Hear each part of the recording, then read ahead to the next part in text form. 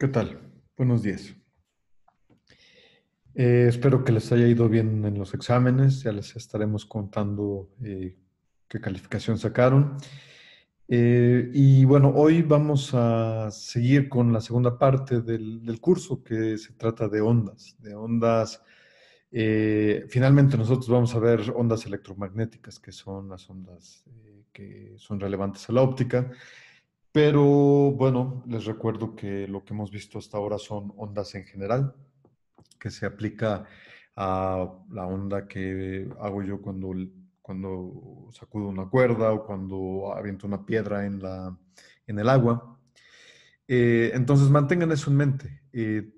Hasta que les avisemos, vamos a empezar con las ondas electromagnéticas. Por lo pronto, todo lo que les estemos diciendo es aplicable a cualquier tipo de onda. Y bueno, hoy en este video nos toca ver qué onda con la superposición de ondas, que es uno de los elementos principales que establece las diferencias entre lo que consideramos como una partícula y una onda. La capacidad de superposición, si tienes dos ondas, eh, vamos a ver bajo qué circunstancias las podemos sumar o si acaso se pueden contrarrestar entre ellas. Entonces vas a tener una tercera onda y vamos a ver cuáles son sus características. Bien, entonces les recordamos, déjenme, saco mi láser. Les recordamos, en clases pasadas ya vimos las ondas planas. Las ondas planas van a ser nuestro caballito de batalla porque, pues ya se imaginarán, son las más sencillas. Y pues bueno, vieron que las ondas planas en una dimensión que son las con las que vamos a estar demostrando cada uno de los principios, a menos de que les digamos lo contrario, estamos hablando de ondas planas viajeras en general. Bueno, también hablaremos estacionarias, pero bueno, ya ustedes irán viendo cómo distinguir en la diferencia entre una y otra. Les recuerdo un poquito, las ondas se caracterizan por una amplitud, una longitud de onda, una velocidad y la posición en donde se encuentran a partir de su origen. Estas cantidades internas tienen sus relaciones, entonces yo también en lugar de escoger, expresar la parte temporal en términos de su velocidad, puedo escoger eh, este, ponerlo en términos de su frecuencia angular y de su número de onda o de su longitud de onda, ¿no? Como ponemos acá. Siempre yo voy a tener una fase. Aquí no la puse, podría ser que la fase es cero, pero normalmente va a haber una fase inicial. Ya veremos, iremos afinando a qué nos referimos con una fase inicial, con una fase total, en fin, eso lo veremos en esta clase. O bien, recordemos que las funciones trigonométricas, senos y cosenos, son una parte de la función exponencial. Entonces, todo aquello que cumpla los senos y cosenos, yo los voy a poder expresar también en su faceta exponencial. Y bueno, también va a ser una facilitación para hacer el tratamiento matemático. Vamos a ver brevemente, esos son los fasores que quizá ya los hayan visto en otras materias. Bueno, pues comenzamos. Vamos a hacer primero lo más fácil. Uno siempre tiene que empezar, siempre que se aproxima a un problema desconocido, pues busca lo más sencillo. Lo más sencillo es para la sobreposición de ondas, es sobreponer dos ondas. Entonces, el principio de superposición me dice que, bueno, primero yo tengo que establecer qué ondas quiero sobreponer. Vamos a usar, voy a dar por hecho que están más familiarizados con los senos y con los cosenos que con las exponenciales. Entonces nos vamos a ir empezando haciendo las cuentas con puros senos y cosenos. Vamos a introducir a los fasores haciendo alusión, esperando que se acuerden bien de su clase de variable compleja. Pero bueno, en toda esta clase, salvo ese pequeño paréntesis, vamos a tratar todo con senos y cosenos, pero más adelante en el curso, como, bueno, nos facilita el álgebra, vamos a también meter, vamos a meter las funciones exponenciales. Bien, entonces, tenemos dos funciones de onda, que son soluciones de la ecuación de onda, psi1 y psi2. Como dijimos anteriormente, a cada una de ellas las caracteriza su amplitud A1, A2 y su posición con respecto al origen. En este caso, estamos haciendo una simplificación, porque estamos empezando. Esa simplificación quiere decir que las ondas son monocromáticas, que tienen el mismo color. Traducido a las matemáticas, eso quiere decir que tienen la misma frecuencia, bueno, que se encuentran en la misma región del espectro. En particular, vamos a decir que tienen exactamente la misma frecuencia angular omega. Y sí, vamos a dar por hecho que sus fases iniciales son distintas, que son delta 1 y delta 2. Vamos a ver en qué se diferencian esas fases, qué partes tienen que influencian sobre las fases. Entonces, la superposición de ondas es la suma de ambas. La psi resultante es A1 por el seno de kx1 menos omega t más delta 1 más la segunda amplitud por su seno, por el seno correspondiente, que en este caso es seno del número de onda, que es el mismo, por x2 menos omega t menos delta 2. Bien. Ahora, vale la pena hacer unas definiciones para simplificar las cuentas. Se imaginarán que al sumar funciones trigonométricas uno tiene que simplificar las cosas para no tenernos que, pues bueno, para usar fácilmente las identidades.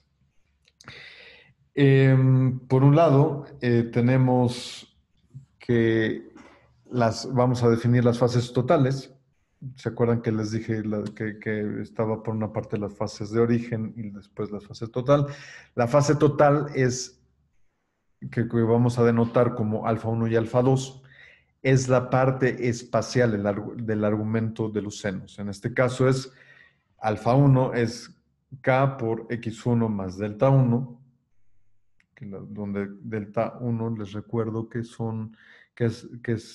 delta 1 y delta 2 son las fases iniciales, y igualmente alfa 2 es igual a k por x2 más delta 2. Entonces, ¿qué hacemos? Bueno, pues ya sabemos, ya simplificamos un poquito los argumentos para hacernos más sencilla la vida y desarrollamos. ¿Qué tenemos? Entonces, empezamos con estas dos funciones. Metemos las identidades trigonométricas de batalla que nos ayudan a descomponer el argumento interior, y entonces vemos que el seno lo podemos descomponer en productos de seno por coseno menos coseno por seno, y fíjense bien, aquí la parte espacial se nos separa naturalmente de la parte temporal. La parte espacial nos queda en términos de senos, por un lado, en términos de coseno del otro lado, y viceversa con la parte temporal. Lo mismo pasa, como son funciones de la misma forma, lo mismo pasa con psi1 y con psi2. Ahora, nos damos cuenta que podemos, y fíjense bien, y esto también va a ocurrir cuando utilicemos funciones exponenciales, y esto hace que sean tratables yo no sé cómo le haremos óptica si esta factorización no sucediera. Aquí podemos factorizar la parte temporal de la parte espacial. Juntamos las dos y nos quedan en términos de las amplitudes y los senos con el argumento espacial por el seno, menos algo equivalente por el coseno de omega t. Ahora, nosotros vamos a demostrar lo que les dije en un inicio. Vamos a demostrar que esta suma es igual a una función, a una función, a una función que representa a una sola onda. O sea, vamos a demostrar que si yo tengo dos ondas y las superpongo, entonces yo voy a acabar con una sola onda. Después vamos a demostrar que aunque tenga muchas, no importa cuántas, sucede lo mismo. Tengo muchas, las superpongo y acabo con una sola onda. Y entonces vamos, ¿y qué necesito para definir a esa onda? Necesito a una nueva amplitud, a una nueva fase total, y bueno, eso va a estar en función de la frecuencia y del tiempo, ¿no? Y de la frecuencia, en este caso, no vamos a tener mayor complicación por la frecuencia. ¿Por qué? Porque ya dijimos que todo tiene la misma frecuencia y eso, bueno, nos va a facilitar la vida. Después vamos a ver que pasan cosas interesantes cuando uno no da por hecho que tiene la misma frecuencia. Ahí vienen las modulaciones, que bueno, gracias a eso tenemos señal de radio hace muchos años, AM y FM, amplitud y frecuencia modulada. Pero por lo pronto estamos en esta simplificación en la que damos por hecho que las dos ondas tienen la misma frecuencia. Bien. Entonces, dijimos que necesitamos una amplitud total y una fase total.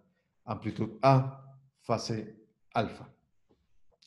Para esto es muy útil definir a dos componentes. En este caso lo podemos hacer relativamente de manera sencilla porque solo son dos, pero después veremos que la generalización no representa mayor problema. Entonces, digo, ok, yo sé que voy a tener una amplitud total y una fase total. Veamos qué pasa si yo digo que tengo dos componentes, una que, bueno, eso es natural, eso es algo bastante natural, una que está en términos del seno y otra en términos del coseno. Entonces, consideremos que yo tengo una amplitud, mi amplitud total por el seno de alfa, eso lo voy a hacer igual a A1 por seno de alfa 1 más A2 por seno de alfa 2 y voy a dar por hecho también que la parte del coseno también se descompone en términos de las fases y de las amplitudes originales. ¿Ok? Entonces, si yo sumo en cuadratura, fíjense bien, si yo sumo en cuadratura estas dos ecuaciones, pues ¿qué va a suceder? Bueno, todos sabemos que seno cuadrado de lo que sea más coseno cuadrado de lo mismo es 1, ¿sale?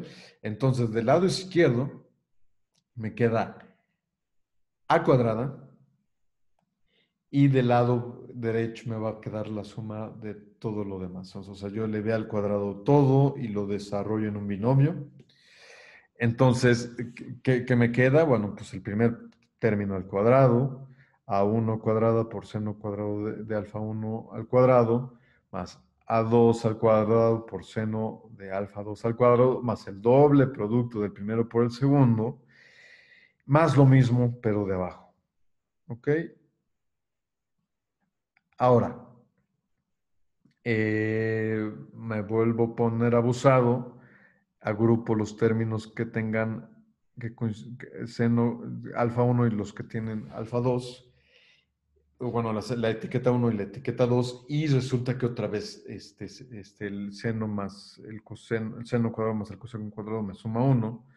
Entonces obtengo estos dos términos que son A1 cuadrado más alfa 2 al cuadrado y un término cruzado.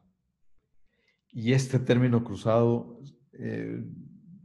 bueno, más adelante, quizá los que lleven óptica cuántica o que los que lleven Bueno, las correlaciones son súper importantes, entonces en cualquier materia donde ustedes vean correlaciones, se van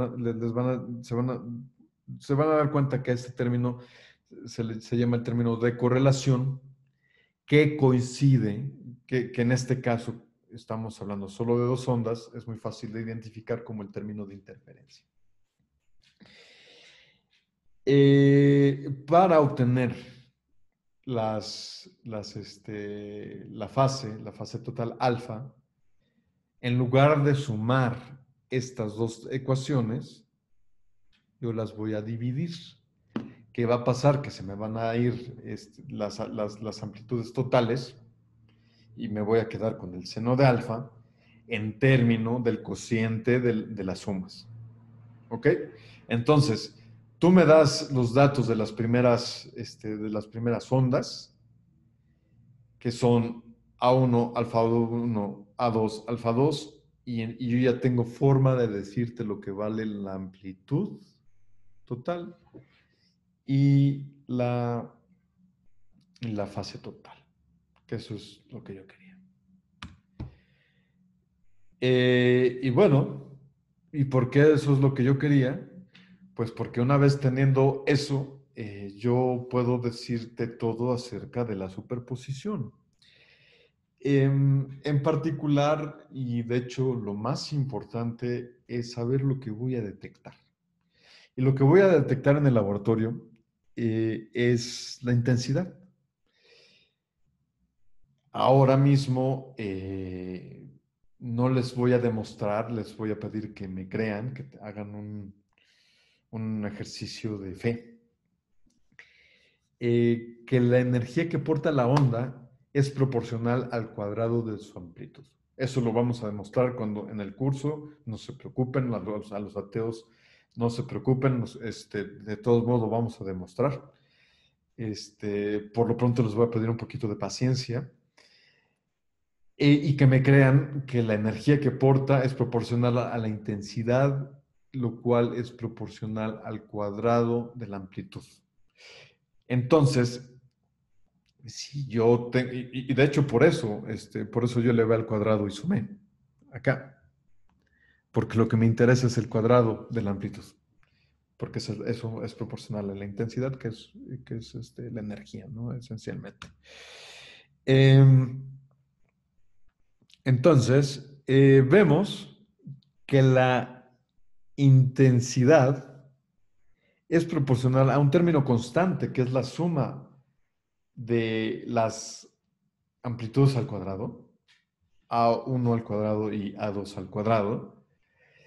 Y después hay el tercer término, el término que les comenté, que ese depende de la diferencia de las fases. Ok, es importante, también depende de las dos amplitudes, pero lo que lo hace interesante es que depende de la diferencia de las intensidades. Y esto es lo que me va a decir si la superposición me da una interferencia positiva o una negativa. O sea, es decir, si, por ejemplo, si coseno de la diferencia vale 1, entonces la intensidad va a ser máxima. Si vale 0, que también puede, bueno, de hecho puede ser negativo. Incluso si vale menos, si el coseno vale -1, pues entonces le tengo que restar 2 veces la amplitud, el producto de las amplitudes. Entonces, si lo ven, eso me puede decir si tengo máxima o mínima intensidad. Esto se lo voy a restar a la suma de estos dos. Entonces, para ser claros matemáticamente, pues notamos que cuando delta, o sea que aquí estamos llamando delta la diferencia de las fases, cuando es un múltiplo entero de pi y es par, entonces tengo que el coseno de delta es 1. y por lo tanto la energía es máxima.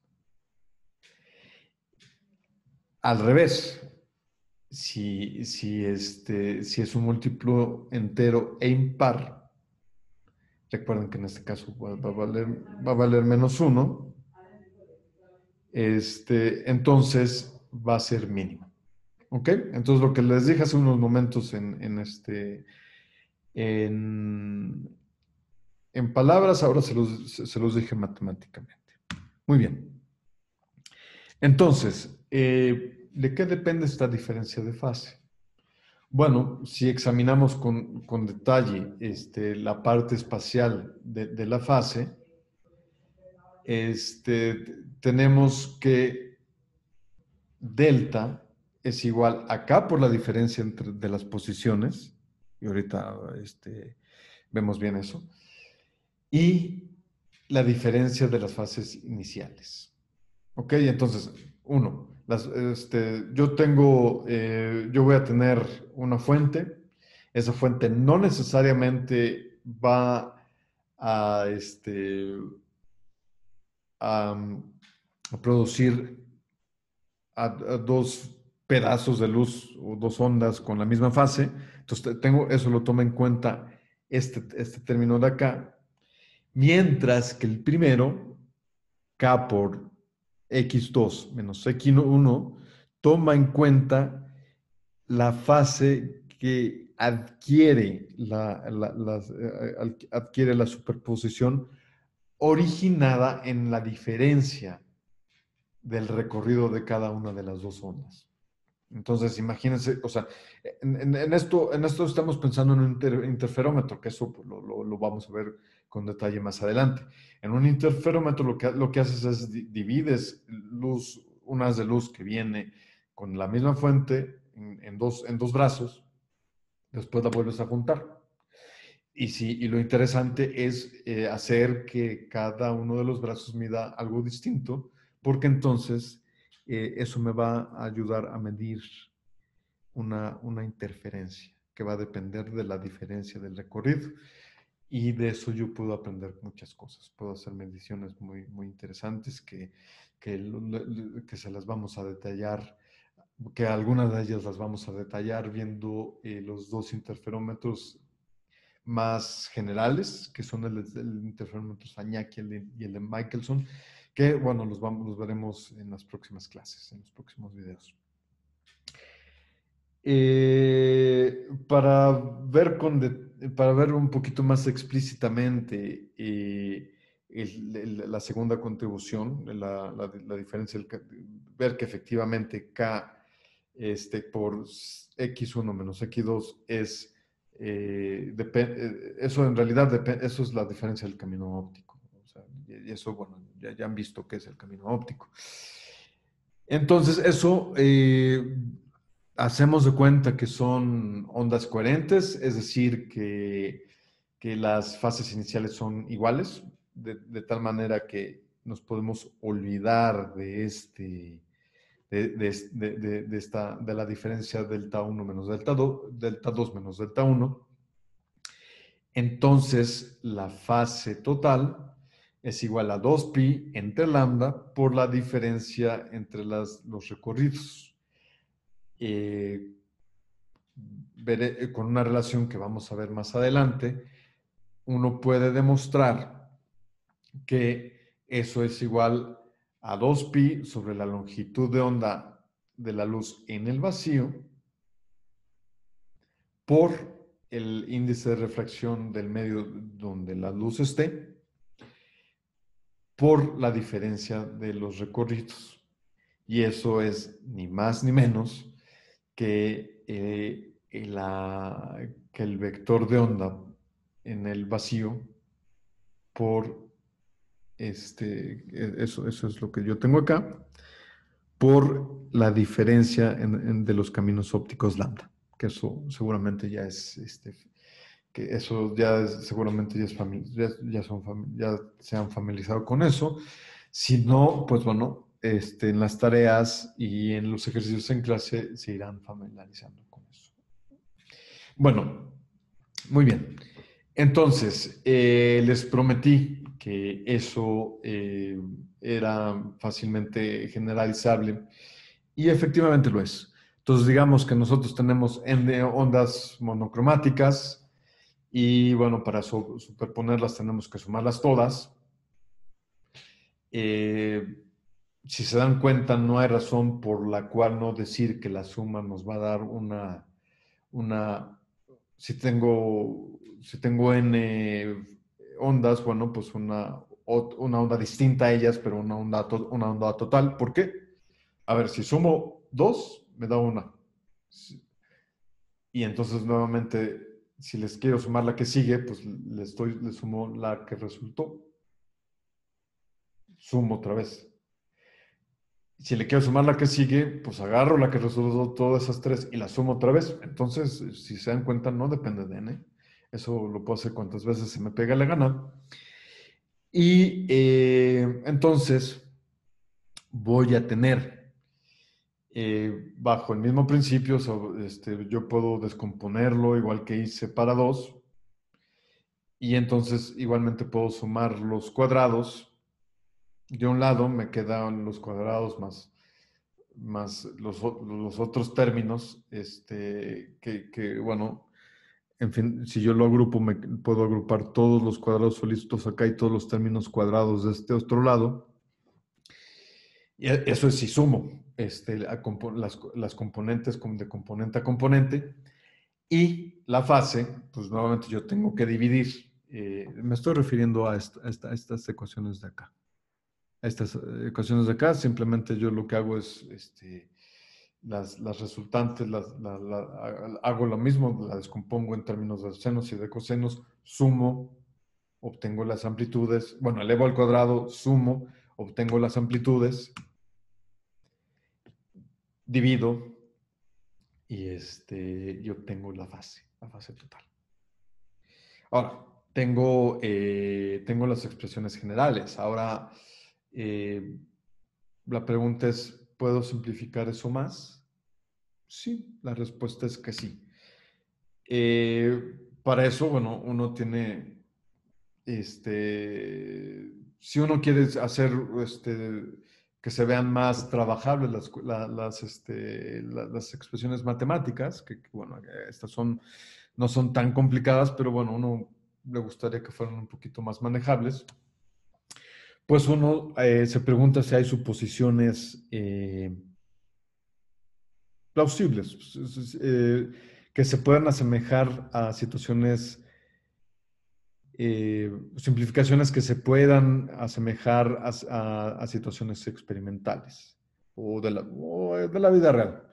En este caso, la respuesta es sí. Yo puedo hacer n muy grande y eso pues es lo normal, o sea, un haz de luz son un montón de ondas, ya haremos la estimación, ya más adelante haremos la estimación para ver cuántos fotones tiene un haz de luz. No lo veremos fotón por fotón, nosotros nos vamos a quedar con ondas, ¿no? Esta no es óptica cuántica. Pero bueno, sí, podemos dar por hecho que un haz de luz tiene millones y millones de ondas y entonces n grande no es un problema. Y hasta cierto punto podemos decir que estas ondas tienen la misma amplitud. Ahí sí digo hasta cierto punto porque estrictamente o sea, esto es válido para la óptica clásica, para la óptica cuántica sí me van a importar las variaciones de la intensidad, las variaciones pequeñitas de la intensidad. En este caso, para fines de la óptica clásica, yo puedo decir que me da lo mismo, que está bien, que todas las amplitudes son iguales. Entonces,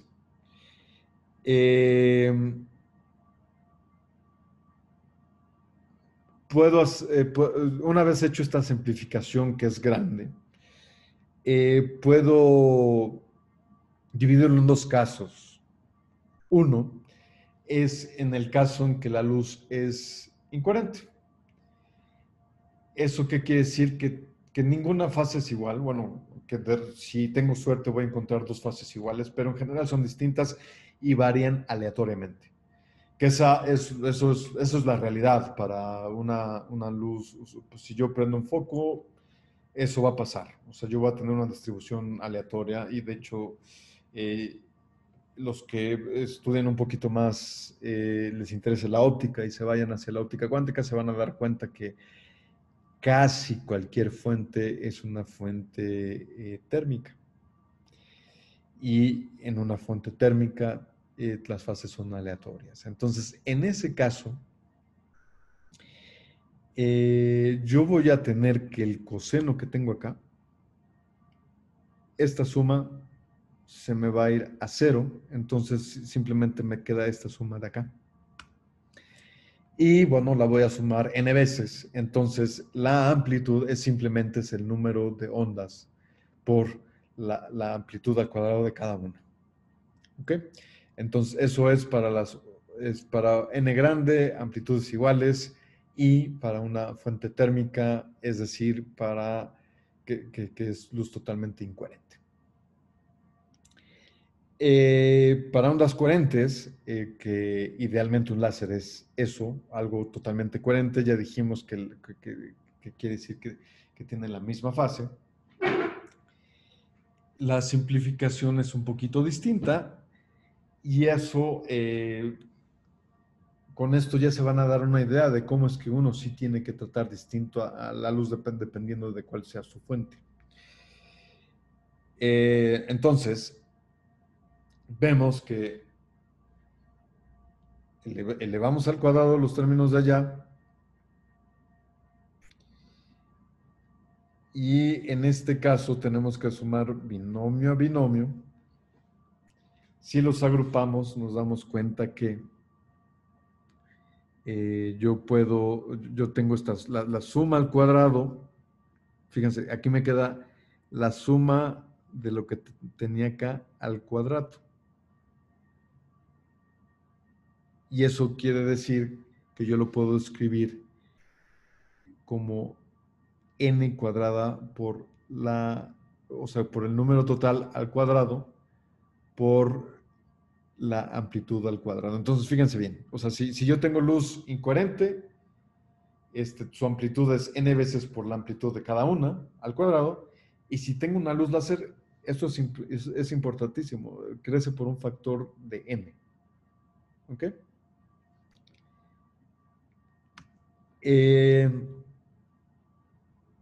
Entonces, vamos a resumir hasta aquí. Hasta ahora hemos visto en superposición los casos para dos ondas y para n ondas. En el caso de dos ondas hicimos dos simplificaciones importantes. Tratamos siempre dos ondas con la misma frecuencia. Y la segunda simplificación es que fueron ondas coherentes, es decir, que la fase de origen es la misma. Y aprendimos que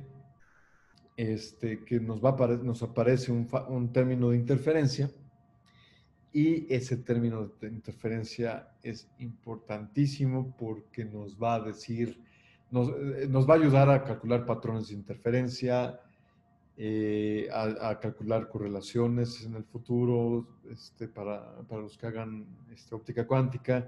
Entonces, subrayamos a este término de interferencia del cual vamos a hablar mucho en las próximas clases. En el caso de n ondas, nuestras simplificaciones que dijimos, bueno, siempre lo que es intermedio nos da lata, entonces para poder hacer pues para hacer, por ejemplo, el coseno, la suma de cosenos, decir que eso es cero, pues si no decimos que n es grande, pues no lo podremos dar por hecho. La simplificación 2 es que las amplitudes, en este caso dijimos que las amplitudes eran iguales.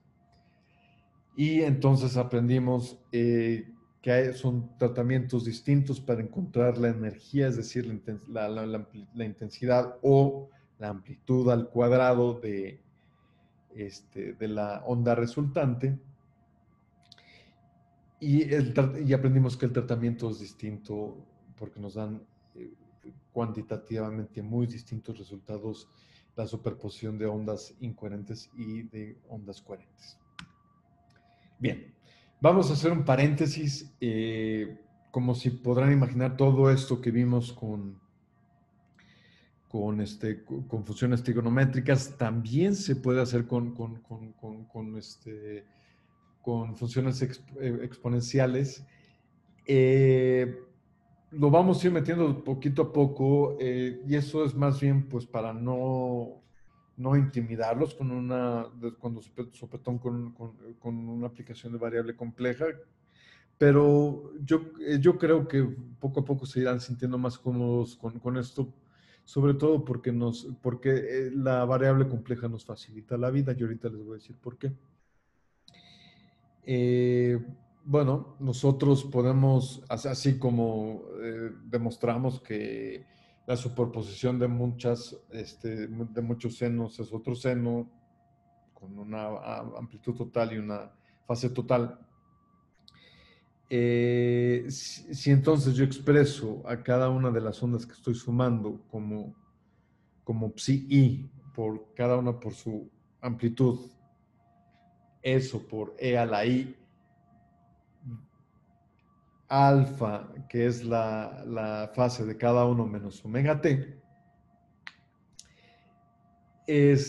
lo primero es notar que no importa yo cuánto sume la factorización de las que les hablé hace rato y que nos llevó un poquito algo de manipulación, notarla, aquí se da de inmediato. Si, por ejemplo, si son monocromáticas, entonces yo tengo aquí mi suma. Si omega es la misma para todas, entonces inmediatamente yo me doy cuenta que puedo factorizar el término exponencial y simplemente darme cuenta que el término espacial, como por el mismo argumento, yo puedo, del anterior, yo puedo dar por hecho que me va a dar una nueva amplitud y una nueva exponencial, y lo vuelvo a multiplicar por el término espacial. Entonces, me da una psi que con una amplitud total y con una amplitud total A y fase total alfa, que tiene una ventaja de que es fácil, la exponencial es fácil de manipular, o sea, uno no tiene que estar haciendo uso de las identidades trigonométricas todo el tiempo, pero además uno tiene al plano complejo para que lo ayude. O sea, ustedes de variable compleja saben que cada una de las funciones exponenciales complejas las podemos visualizar como un vector en el plano complejo. De tal manera que si yo sumo, eh, si yo sumo 1, 2, 3, n exponenciales, yo lo puedo visualizar, bueno, de hecho es equivalente a una suma de vectores, y una suma de vectores al final es un vector también. Entonces aquí les pongo un ejemplo para nada más, a ver, 1, 2, 3, 4, 5 vectores, la suma está en rojo, y esa suma va a tener una amplitud, y va a tener una fase. Esa suma es un vector que está caracterizado por su amplitud y por su fase, que es la resultante.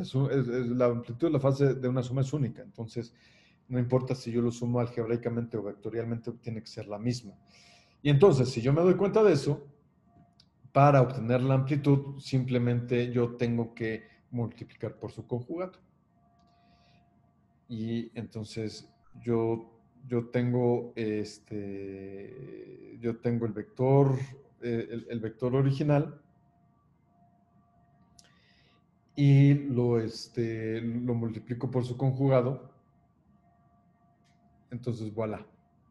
Y fíjense muy bien, la parte temporal se va, entonces simplemente lo que me importa son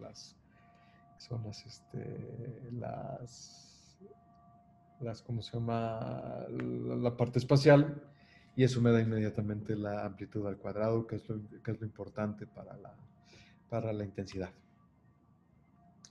Ahora, ok, ustedes me van a decir, sí, qué padre, o sea, ya sabemos cómo manipular ondas, digo, vamos, este de los pasadores era un paréntesis para prevenirles que en el futuro vamos a usar funciones complejas.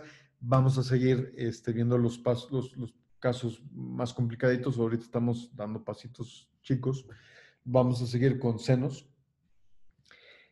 Y una otra pregunta natural es, bueno, ¿qué pasa si la frecuencia es distinta? Este caso es más interesante aún.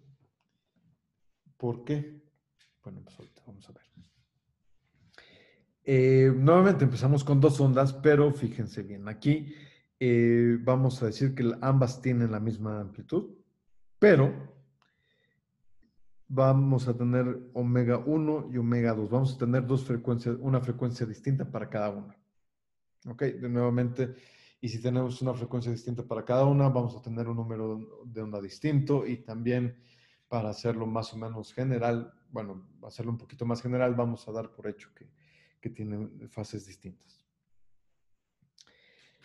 Entonces, inmediatamente yo, para hacer la superposición, me doy cuenta que puedo factorizar la fase del que diga la amplitud. Dijimos que la amplitud era la misma. Entonces, de lo que yo me tengo que encargar, lo que va a ser aquí, lo que me va a dar la clave para manejar este caso, en el caso en que las frecuencias son distintas, es el manejo de la fase total, que yo voy a llamar phi.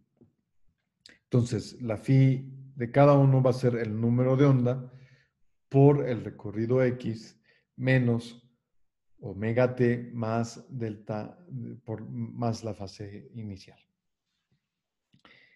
Le repartimos sus etiquetas correspondientes, 1 y 2, y después vamos a hacer una definición que nos va a facilitar la manipulación matemática. Por un lado, definimos phi barra, o sea, la phi promedio, que es simplemente, sí, tal cual es el promedio, ¿no? Phi 1 más phi 2 entre 2. Y vamos a definir delta phi como la diferencia entre phi 1 y phi 2. Entonces, hacemos estas definiciones porque después vamos a encontrar expresiones en términos de ellas que nos van a facilitar visualizar lo que resulta al sobreponer estas dos ondas con frecuencia distinta. Entonces, lo primero que hacemos es poner las fases originales en términos de lo que acabamos de definir. Entonces, vemos que phi1, ponemos a phi1 en términos de, notamos que phi1 es igual a phi barra más el promedio, perdón, al promedio más la diferencia entre 2, y phi 2 es igual al promedio menos la diferencia entre 2. Muy bien. Entonces, ya con estas definiciones, la superposición, bueno, es lo que es. Aquí lo único que hice fue sustituir phi 1 y phi 2 con la amplitud factorizada. Y nuevamente, con nuestra identidad trigonométrica de cabecera, nos damos cuenta que eso es igual a 2 veces por la amplitud por el coseno de delta phi entre 2 por el seno de phi barra entre 2, de phi promedio entre 2. Entonces, aquí va a ser importante darnos cuenta que el término del seno, o sea, que va a llevar la fase promedio,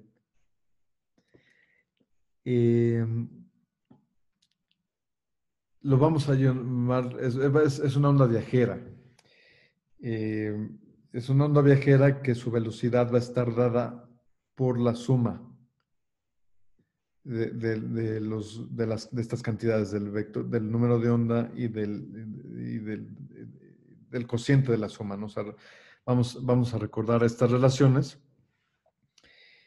No se preocupen, más adelante vamos a verlo ¿cómo se llama? No más detalladamente, sino explícitamente. Pero vamos a tener que tener en mente estas relaciones, ¿no? Que lo que es el número de onda en términos de la longitud de onda, la omega, la frecuencia angular en términos de la frecuencia y la velocidad de la onda en términos de, de, de su frecuencia por la longitud de onda. Entonces,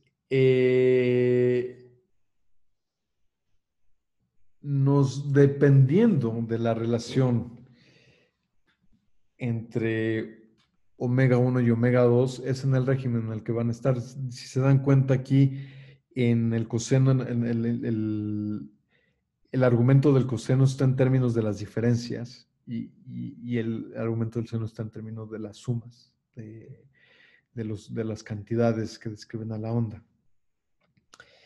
Sí, están en la misma región del espectro, que en este caso podemos decir, bueno, pues están todos en la región óptica, pero si además, en la óptica por eso jala decir que las diferencias son pequeñitas. Ya en los extremos, si estamos sumando un infrarrojo y un ultravioleta, entonces ahí sí hay que tener cuidado, ¿no? Pero normalmente si uno está trabajando con luz en la misma región del espectro, uno puede decir, bueno, las diferencias van a hacer que el término del coseno varíe, oscile más lentamente y el término del seno varíe más rápidamente. Por eso, al seno, aquí en este caso le vamos a llamar onda viajera o portadora.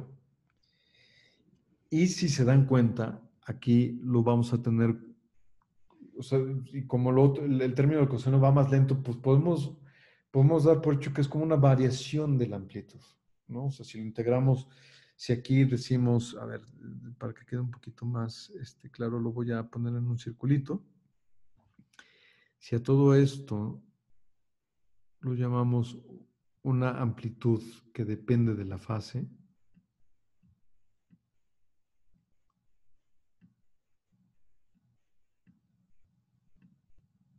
ay no, a ver, ajá, bueno, uy, ¿cómo borro esto? Vamos a ver cómo lo borro.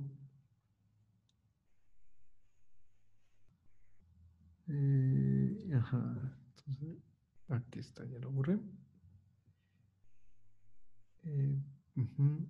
Si esta amplitud la llamamos una amplitud que depende de la fase,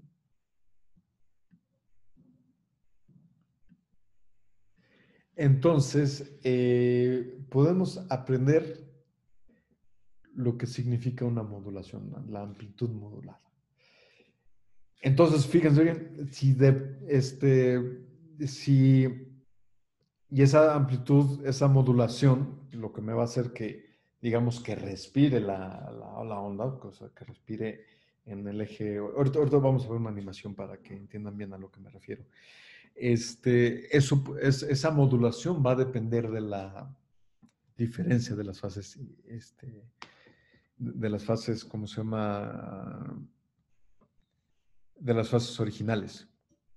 Entonces, yo puedo envolver a la onda viajera y por eso se llama envolvente.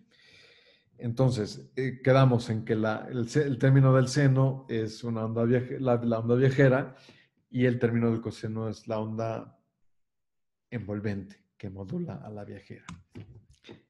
Y bueno, aquí se ve. Va un poquito rápido la animación. Creo que vamos a tener que bajarle aquí a la velocidad. Pero sí pueden notar que las líneas punteadas son dos ondas con frecuencia distinta pero parecida, o sea, eh, y que también con una fase inicial distinta, y la línea verde es su suma. Entonces, dense cuenta cómo es que la amplitud de la suma va siendo modulada, y ese es el trabajo de la envolvente. O sea, y la otra, y la frecuencia se mantiene estática, que esa es la suma de las frecuencias de las dos ondas. A esto se le llama un batimiento, o en términos de radio, del radio que, bueno, pasan y pasan los años, seguimos escuchando radio, o esto es una amplitud modulada. Ok, entonces, bueno, ya tenemos, tenemos una onda que es la resultante de dos ondas con frecuencias distintas. Bueno, necesitamos saber sus datos. Entonces, notemos primero, de eso es de la definición original. Nos vamos, si quieren, a ver en detalle lo que era cada una. De aquí vemos que la velocidad, espero que lo recuerden de sus clases anteriores aquí, es el cociente de los factores por la variable espacial y la temporal, eso me da la velocidad. Y en este caso vamos a hacer la diferencia. A esta velocidad se le conoce como velocidad de fase, que es a la velocidad en la que se vuelve la viajera la portadora, que es el término del seno, que es la que se acabó de mostrar, y la velocidad a la que y bueno, nuevamente vemos que el coseno, recordemos que el coseno, aquí esos factores son las diferencias. Entonces, la velocidad en la que se vuelve la envolvente es la velocidad de grupo, y es el cociente de la diferencia el cociente de las diferencias. ¿De cuáles diferencias? De la frecuencia angular y de la diferencia en los números de onda. Ahora, cuando son frecuencias muy cercanas, tan cercanas que estas deltas las puedo hacer diferenciales, entonces yo ya me acerco justo a la definición de la velocidad de grupo, que es la derivada de la frecuencia angular en términos de número de onda, con respecto al número de onda. Y bueno, esto depende de cómo cambia la frecuencia en términos. No, no, vaya, esto no es veremos que esa dependencia depende si estás en el vacío o en un dieléctrico, pero bueno, tiene uno que tener muy presente esta dependencia para calcular la dependencia de omega con K, para calcular la velocidad de grupo. Entonces, en el vacío. En el vacío tenemos una velocidad, una relación lineal. ¿Qué quiere decir? Que la frecuencia angular es proporcional al número de onda. Me van a decir que esto es trivial, pero hay que señalarlo porque después ya no es tan trivial. Cuya constante de proporcionalidad es la velocidad de la luz. En este caso, si hacemos la derivada, bueno, entonces vamos a llegar a que la velocidad de grupo, o sea, esta es la definición de velocidad de fase, pero en este caso la velocidad de grupo, que es igual a la derivada de esto, es igual a c, y por lo tanto es la velocidad de fase. Entonces, en el vacío, la velocidad de fase es la misma que la velocidad de grupo. Ahora, en general esto no pasa. En general yo estoy en un medio con índice de reflexión n. entonces, a partir de la definición del índice de refracción, yo puedo agarrarme la definición de acá, de la frecuencia angular, y entonces sustituir lo que vale la velocidad de grupo, que es igual a C entre N. Y entonces yo ya puedo hacer mi derivada. Entonces hago mi derivada de lo que es la omega con respecto a la K. Entonces aplico esto es una derivada sencilla, aplicamos la ley de la cadena, la regla de la cadena. Entonces, bueno, pues tengo que se me factoriza la C entre N, y me queda que C entre N por 1 menos K entre N por dN en dk. Ahora, si se controla, entonces ya vemos, o sea, aquí vemos que si yo puedo controlar el índice de refracción, que eso es posible, eh, de varias maneras, que eso va a quedar mucho más, va a ser mucho más fácil explicárselo cuando veamos ondas electromagnéticas, en particular ondas electromagnéticas viajando en dieléctricos. Pero bueno, cambiando las propiedades del material en el que está viajando la onda, yo puedo cambiar esta dependencia. Entonces yo puedo controlar la velocidad de grupo.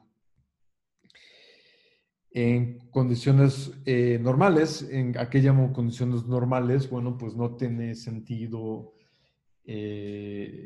pensar en medios que no sean transparentes. O sea, solo la definición de un medio transparente es aquel medio por el cual,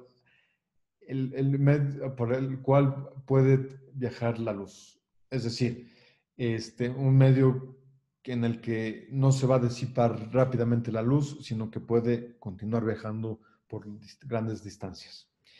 Entonces, en los medios transparentes, la derivada del índice de refracción con respecto al número de ondas positivo, y por lo tanto, de esta relación podemos concluir que para los medios transparentes la velocidad de grupo es menor a la velocidad de fase.